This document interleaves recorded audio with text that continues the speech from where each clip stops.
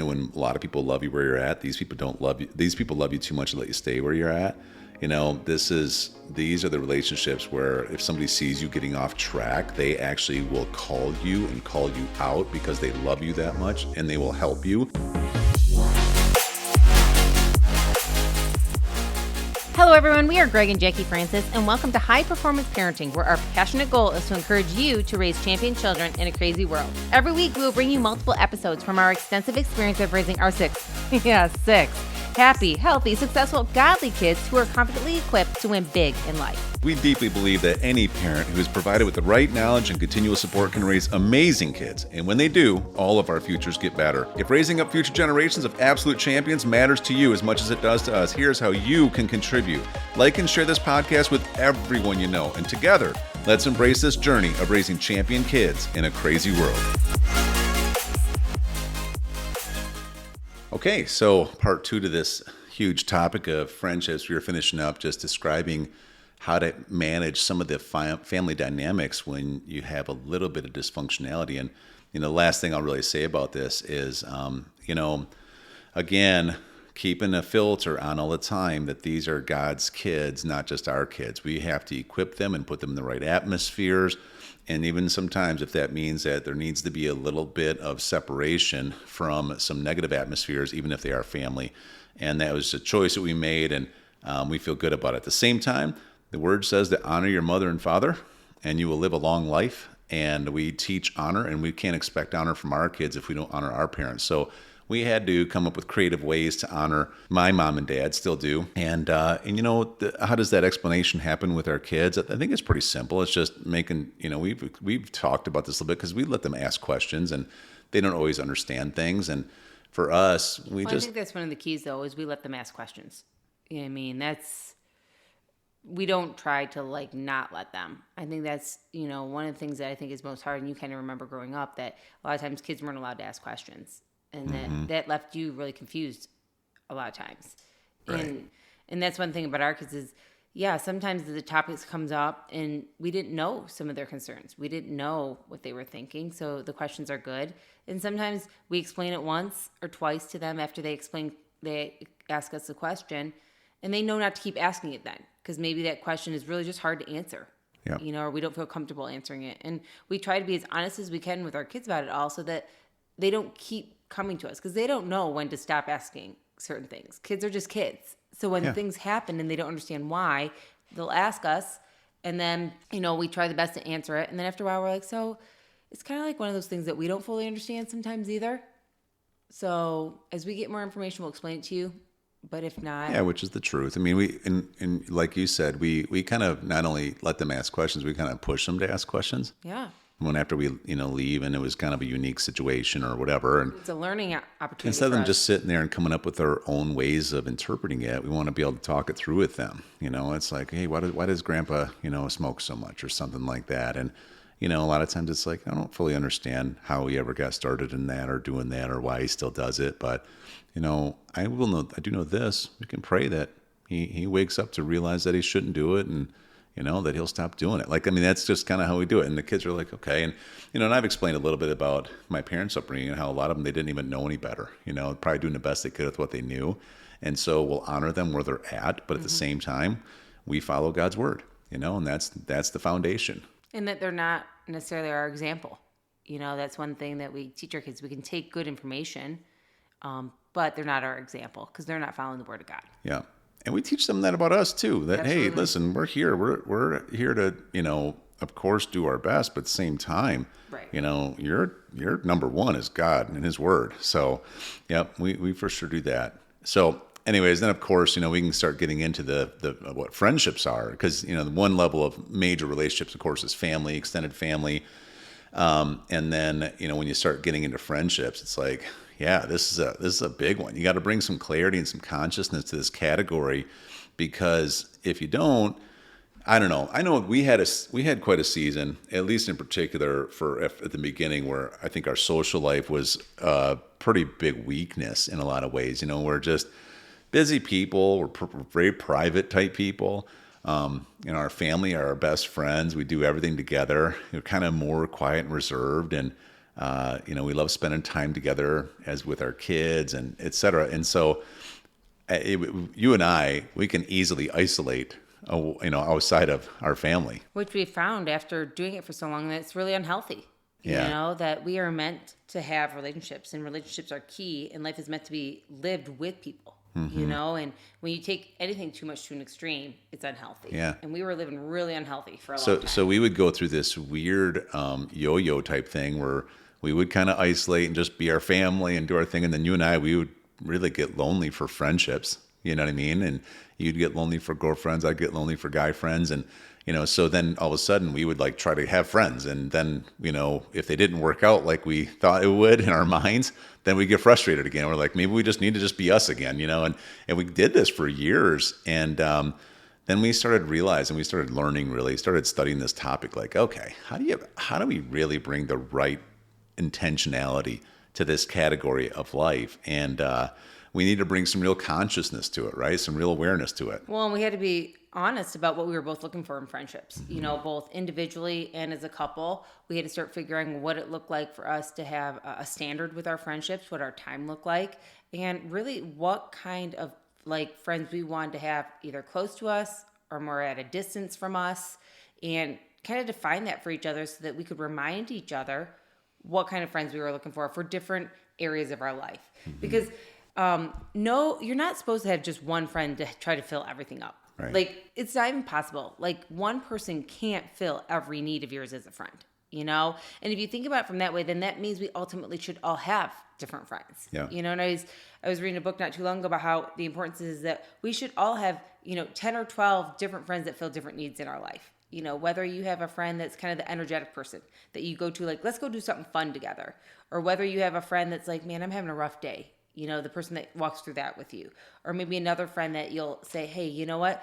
Let's plan out our goals and our dreams together, and they mastermind with you, or whatever. There's like, we should all have enough friends to fill all those needs, and not necessarily try to fill it in with, the same person for every area. It's to really enjoy multiple people in your life so that you can live a fulfilled life, and they can too. Yeah, for sure. It's huge, because I was just reminded of something I think I heard probably from a Tony Robbins talk one time. And he was talking about how there's a difference between success and fulfillment. You can be successful. You can success could be, I want to make $1 million a year, and you hit it, right? But you can get there and be completely unfulfilled because of the lack of quality relationships that you have in your life, And if the reality is, you start realizing over time that if you really want to have a happy, fulfilled life, relationships are key. They're so important. Marriage is key, right? Family life is key. Your social friends, they are key. Like, quality relationships truly are one of the best ways to enjoy life. It's like how you share with each other is huge. Like, they contribute to you, you contribute to them. It helps both parties stimulate and expand. Everybody's different, so you kind of bring different strengths, different talents. If you pick great friends, then their best qualities rub off on you and yours rub off on them, and it's just powerful. Well, and really, relationships that make me feel fulfilled, I hope I'm doing the same for them. Yeah. Relationships that make me feel like I can be who I want to be in life and even step it up to a new level, I hope I'm bringing that to the table for others too. Yeah. And that's all part of the whole thing when we think about friendships today, which, again, we're coming from the perspective today that Greg and I learned this kind of information later in life. Yeah. And then because we were so excited about really diving into this topic, this is what we teach our kids. So as we were chatting with you guys today, understand that we're bringing this up so that you too can have these conversations with your kids. Yeah. That they too can understand the different levels of friendships and what to look for, the different standards that you want for your household and for them, and what friendship looks like for them to get one and to have one and then to be one to other people.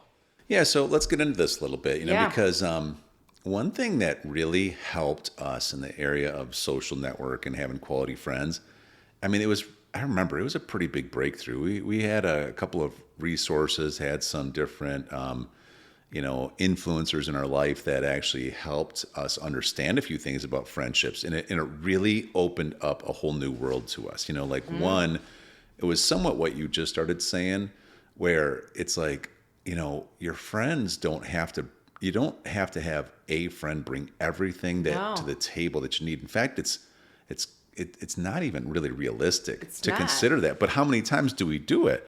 Well, that's why we keep saying this is my best friend, and then you're let down because if your best friend, quote unquote, Yeah. can't fulfill you in every area of your Yeah. life, well, they're not my best friend. They don't understand me. That's right. So then So you're you're back to jumping no friends ship, again.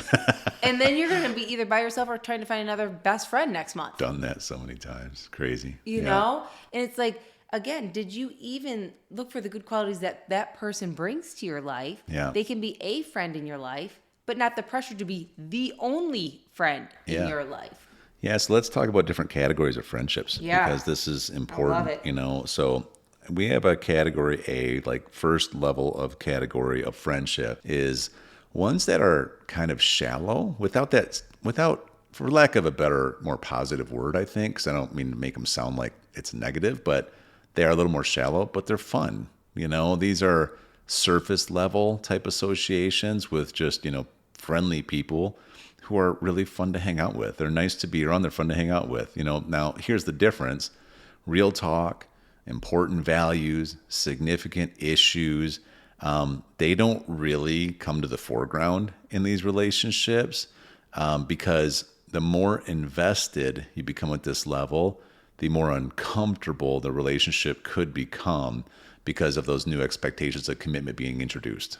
Well, and how many times have we tried, to not even express what kind of relationship we want to have with somebody and just assume they want to have this deep, Yeah. connected, long term. Yeah, because you're hungry for it, right? And then you don't even discuss it with them and they're thinking to themselves, why are they putting so much pressure on me that I have to discuss all this stuff with them when really I just want to have fun. Yeah. I just want to laugh, go out, grab dinner, chat, get away from the house a little bit, do our thing. And we're like, what do you mean you want to dive into all of life adventure with us and get into the good, the bad, and the ugly? You know what I Right. mean? Like, Yeah, so we've had seasons where we probably desire the level or the category A friendship, right? More than anything, where it's kind of nice for it to be surface level, because, and I could see us kind of putting up a little bit of resistance with others. Now, at the same time, there's times we wanted other people. And the reality is everybody starts out in this category, like everybody starts out like when you first meet people, Yeah. everybody's a category A.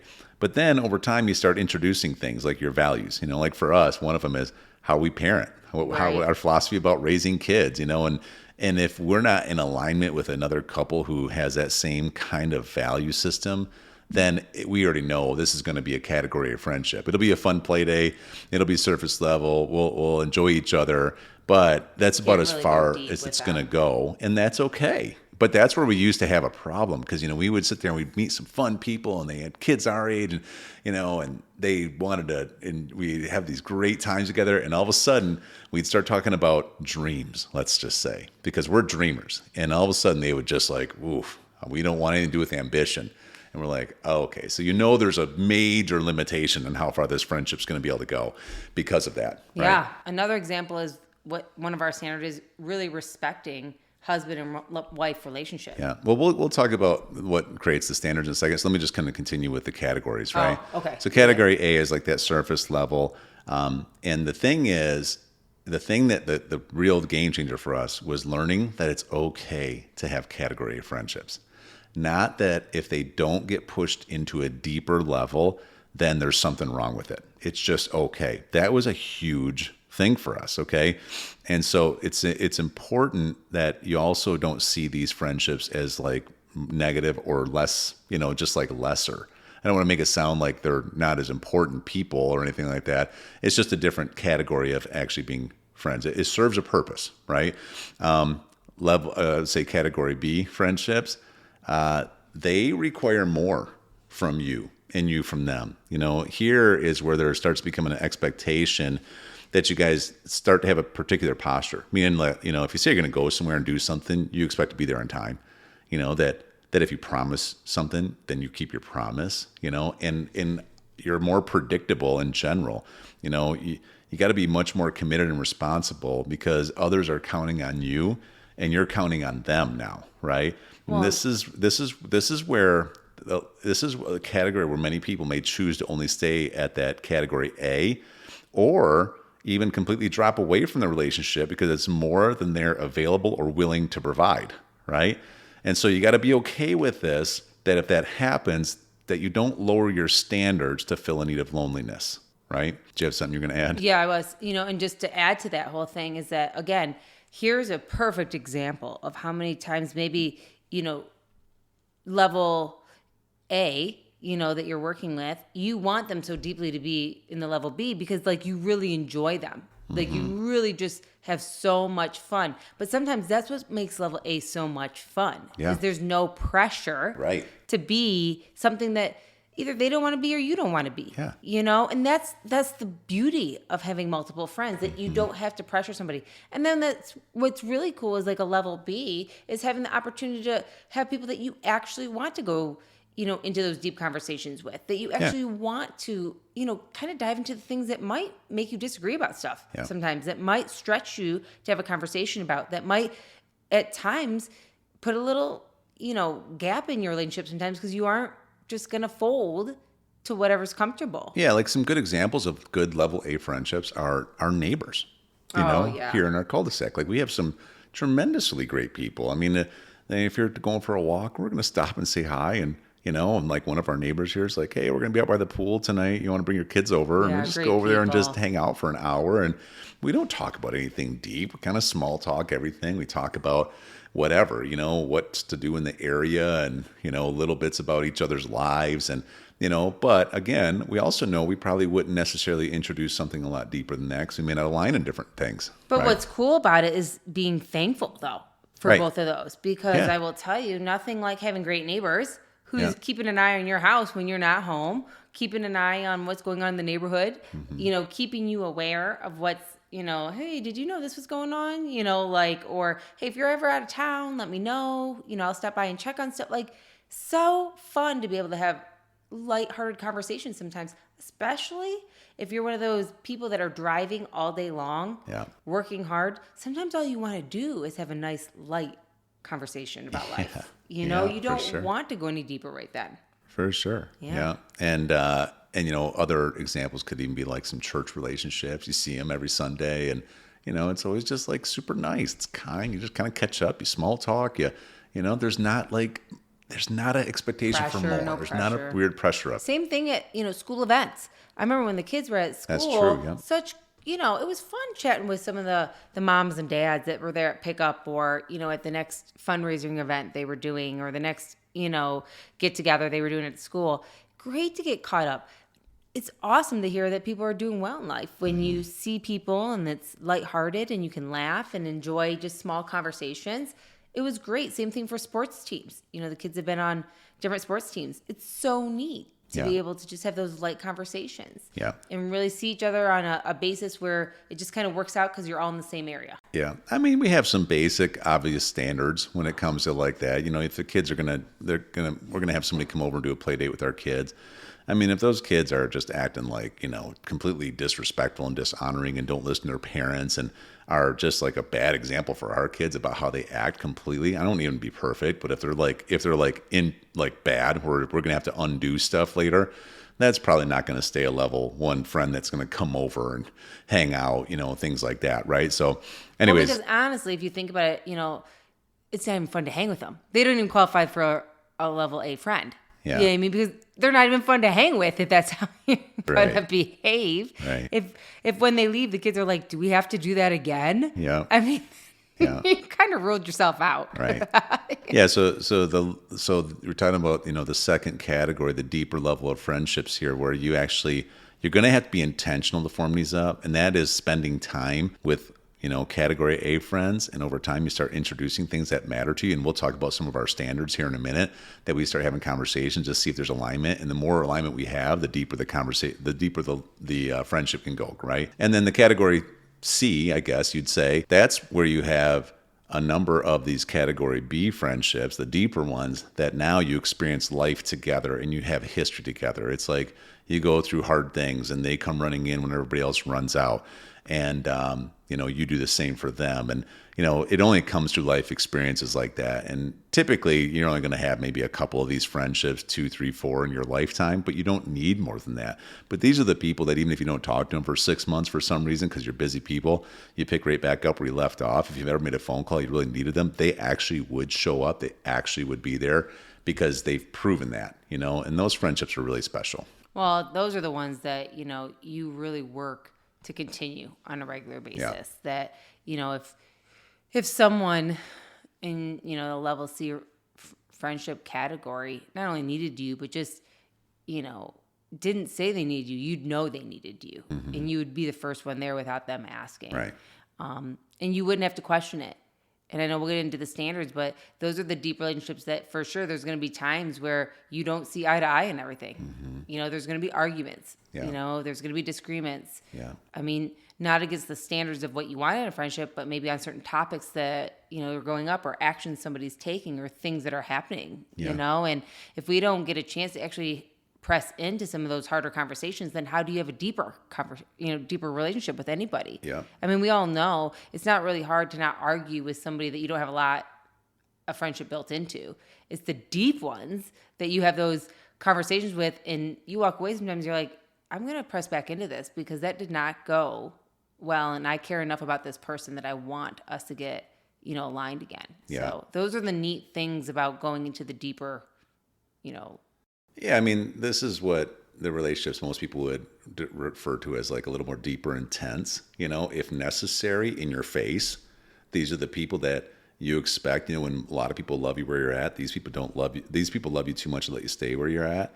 These are the relationships where if somebody sees you getting off track, they actually will call you and call you out because they love you that much, and they will help you because they don't want to see you just completely destroy your own life or whatever. And we need people like that. They take time to develop these friendships, but man, they're so powerful. So we'll get into our standards, some of our standards in the next one here. And then also we'll chat on the next couple ones about how we teach our kids to have different levels of friendship so they too can feel confident out there. Right on.